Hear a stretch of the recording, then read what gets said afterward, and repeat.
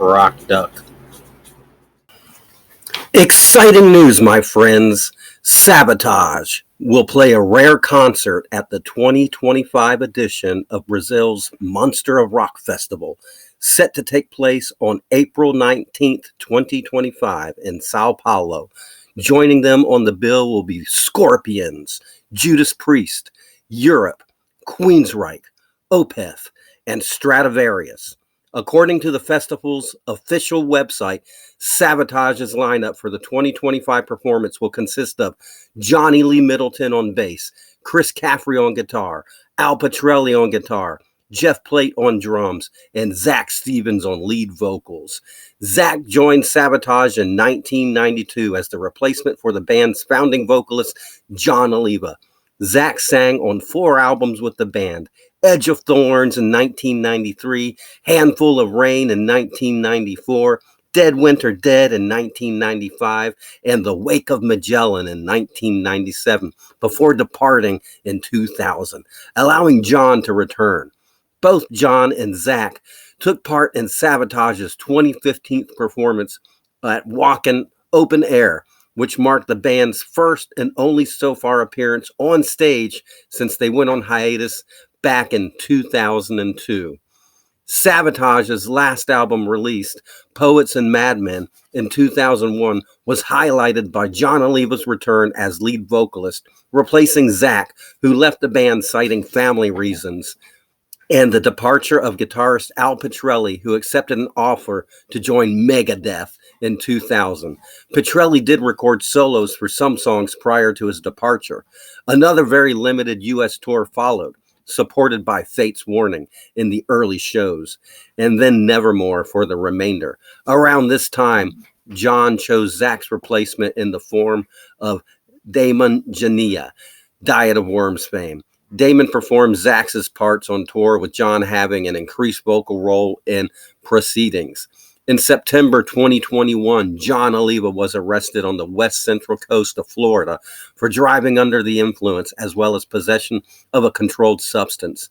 Police charged Oliva with possession of cocaine, which is a felony, and DUI, which is a misdemeanor. Oliva was reportedly arrested again in July 2023 on another cocaine possession charge.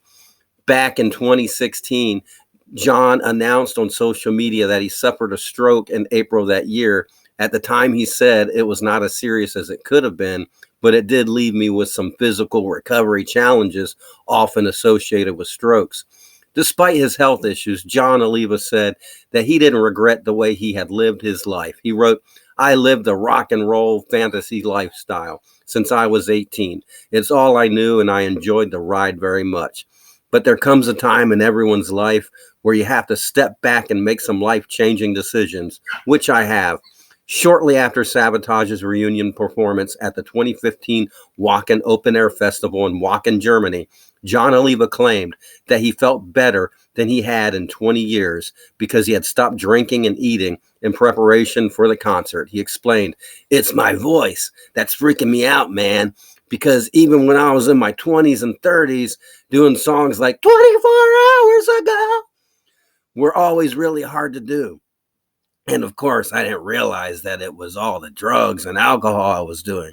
But after doing that, getting my act together and stuff, singing 24 hours ago, it's actually easy now." In addition to his work with Savatage, Oliva is well known for co-creating the classical music meets prog rock and pyro act Trans-Siberian Orchestra alongside the project's founder, Paul O'Neill. Jon Oliva has reportedly remained involved in TSO's activities even after O'Neill's untimely departure in April of 2017 of an accidental drug overdose. Jon's brother Chris, who was one of the founding members of Savatage, was killed in October 1993 by a drunk driver when he and his wife Dawn Oliva were en route to the Livestock Festival in Zephyr Hills. The driver of the other car was found to have had a drunk driving record prior to and a blood alcohol content of 0.294%. Shouldn't have been on the road, and took the life prematurely of one of the best guitarists ever. No telling what Chris would have achieved had he been allowed to remain alive.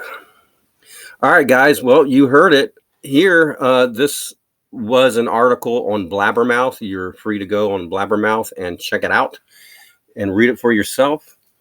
But I'm sure you, as I, can't wait for Savatage in any incarnation that it wants to present itself. However, I hate to be the bearer of bad news, but if you caught the devil in the details in the new Blabbermouth article, and that would be John Oliva's second cocaine possession arrest.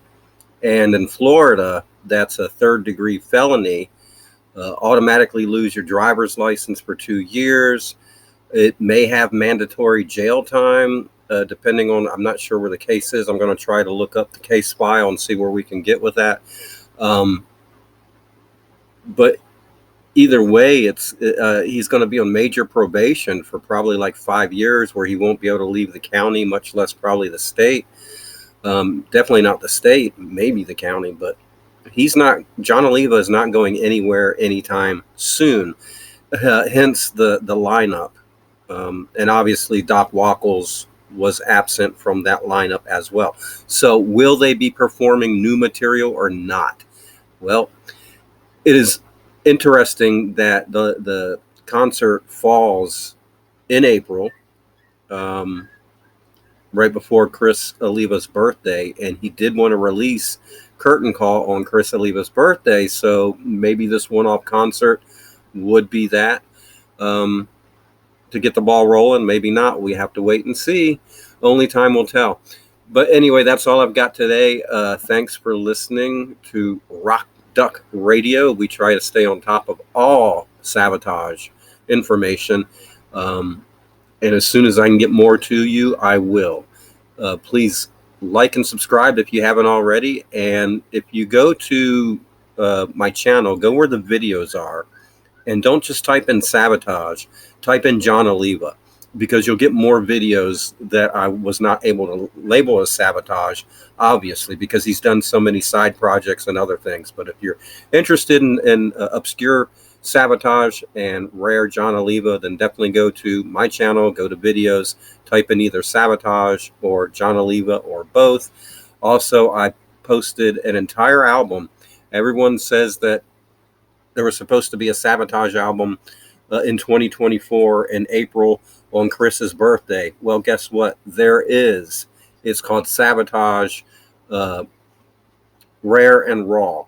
And you can find it on my channel. And it's got the rarest and some unreleased stuff going all the way back to the Avatar days. So again, you can go to my channel, go to videos, and type in Savatage. All right, guys, that's all I got for you today. And stay tuned for more up to come. Later, Gator.